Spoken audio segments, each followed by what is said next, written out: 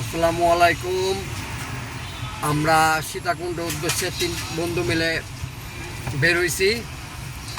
সাথে কি আমাদের গন্তব্যস্থলে সবাই যেন সুস্থভাবে যেতে পারি এই দোয়া করবেন। সাথে আমাদের আলামিন ভাই আছে। আমরা এখানে ঝর্ণায় যাব, তারপরে গুলিয়াখালী সি বিচ, তারপর চন্দ্রনাথ পাহাড়, খোয়াছড়া ঝর্ণা, তারপর ইনশাআল্লাহ সকলের দোয়ায় সুস্থভাবে সুন্দরভাবে জানি আমরা ঘুরে আসতে পারি। দোয়া করবেন। সবাই শেষ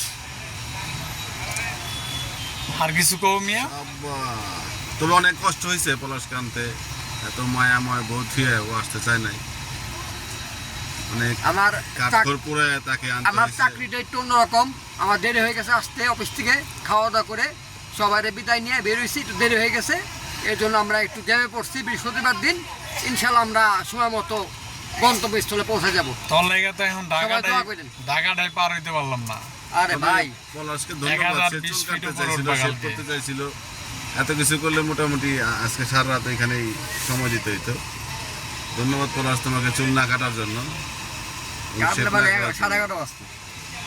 পলাশ, তুমি পাহাড়ি মুরগিতে ভাত খাওয়াবে কালকে। খাও ইনশাল্লাহ ইনশাল্লাহ ইনশাল্লাহ। আব্বা